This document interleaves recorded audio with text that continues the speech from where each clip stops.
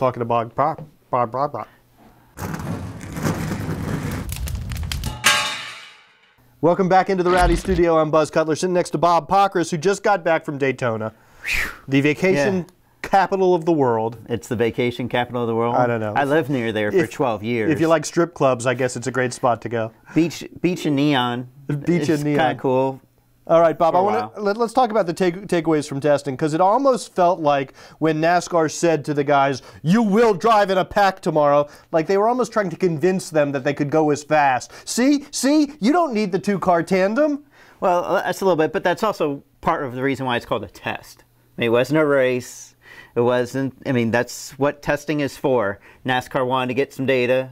You know, obviously they have all the fuel injection stuff now, collects a lot of data. They wanted to get some data. They wanted them to run the pack. They wanted them to see.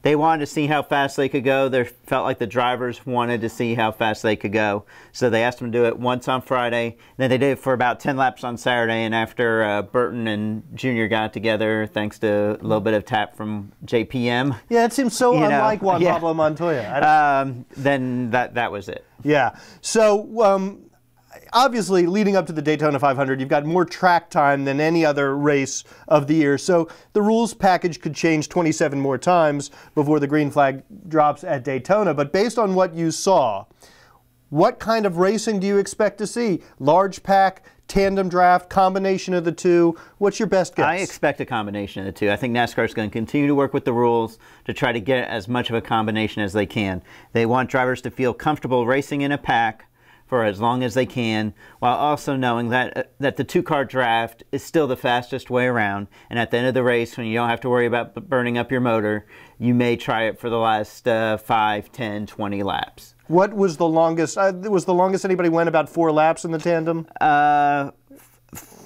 or 5 laps, but then they switched right away and could go another 4 or 5 laps. So it's more like 10 laps, I would say, 10 to 12. But that was a little bit earlier.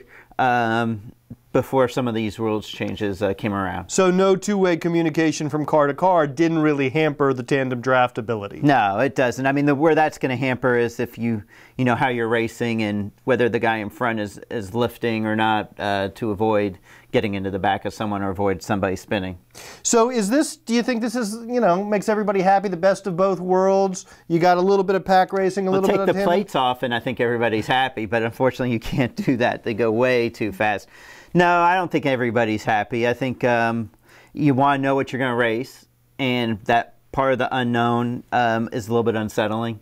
And, I just think a lot of people just don't know what more can you do. I mean, some crew chiefs said we could stay down here in 3 or 4 more days and test more and more combinations, but at some point NASCAR's going to have to say, hey, this is what we're going to do, and they're going to go out and race the shootout and race the qualifiers and then probably make more decisions. Did you see any signs of the track weathering, right? Because this will be the 3rd race on this new surface. Did you see any signs that maybe a handling equation was starting to come back? No. None? No, not at all. Not yet. Because that would really solve the problem, right? Exactly. And talking to Brad Keselowski, he said, when you get in that big pack, there's going to be a big wreck. And there's going to be more tendency for a big wreck now. And I said, is that because of the rules or because of just the repave? And he said, just because of the repave, and it's just so much smoother. So no matter what rules you do, if you're going to have the big pack, it's probably going to contribute to possibly more wrecks than in the past. And that's just because, handling is not an issue right now. Yeah. All right. Well, that's Bob Pockrass, fresh off the boat from Daytona Beach. I'm Buzz Cutler. Check back throughout the week. We'll have more NASCAR junk. Rowdy.com. Say it like it is. Say what like it is? Rowdy.com.